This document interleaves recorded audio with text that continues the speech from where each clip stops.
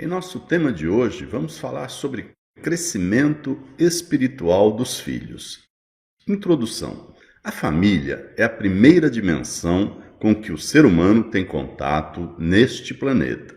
É ela que, geralmente, lhe proporciona sustento, segurança e atenção. Contudo, para além da satisfação dessas necessidades mais imediatas, é imprescindível que pais e filhos reconheçam a natureza espiritual da relação existente entre eles e, sobretudo, que aqueles se conscientizem de sua responsabilidade no que se refere ao desenvolvimento ético, moral e espiritual destes. No percurso de amadurecimento dos jovens, o apoio familiar é de máxima importância. Na presente reflexão, procuraremos delinear de maneira sintética, porém integral, o papel da família no processo de crescimento espiritual dos filhos, como nos propõe o racionalismo cristão. Fluxo de amor.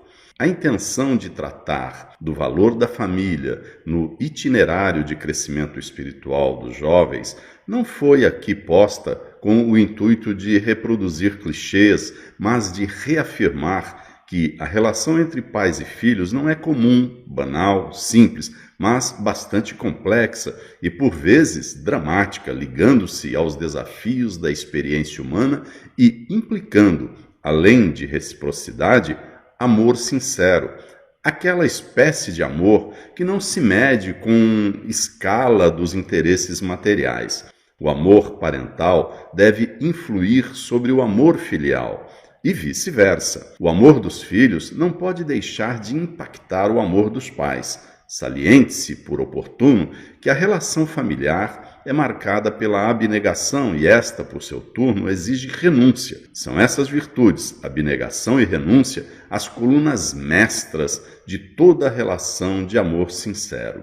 Influência positiva. Aos pais irresponsáveis não compete mandar arbitrariamente, mas influenciar positivamente, a fim de estimular o crescimento espiritual dos filhos por meio do diálogo e da cumplicidade. Dessa forma, não se deve confundir rigor com rigidez, nem se deve admitir a arbitrariedade, tendência que, infelizmente, ainda se mostra bastante acentuada na atualidade. No processo de consolidação de laços afetivos e de confiança no seio familiar, é imprescindível que os mais maduros compreendam uma dupla realidade. Primeiro, que muitas das atitudes do educando, que em princípio parecem exageradas, representam, na verdade, um clamor, uma necessidade de anunciar ao mundo que ele precisa encontrar seu espaço. Segundo, que não se ensina eficazmente senão pelo exemplo.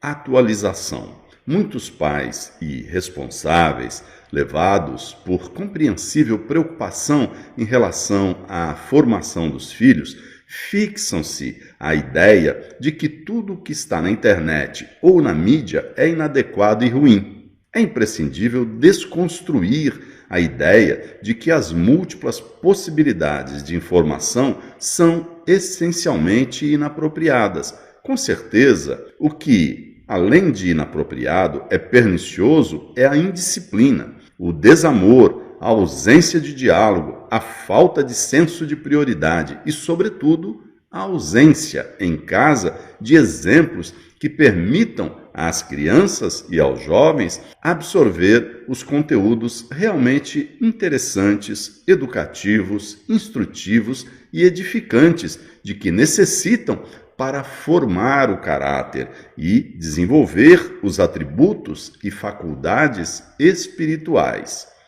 Autêntica relação espiritual.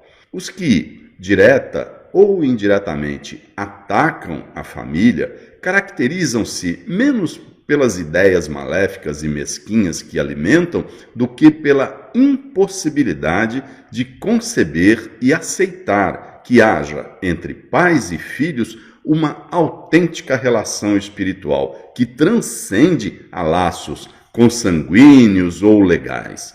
É por essa razão que a família sofre ataques e influências negativas daqueles que, historicamente, por ignorância ou maldade, fecham-se à realidade espiritual que estrutura toda e qualquer relação familiar.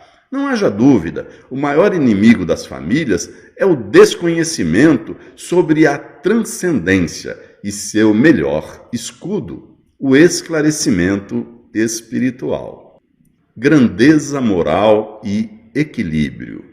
É lícito que, a esta altura de nossa reflexão, muitos pais se perguntem e nos perguntem o que fazer para superar os inúmeros obstáculos que se interpõem em sua missão orientadora e fortalecedora dos filhos.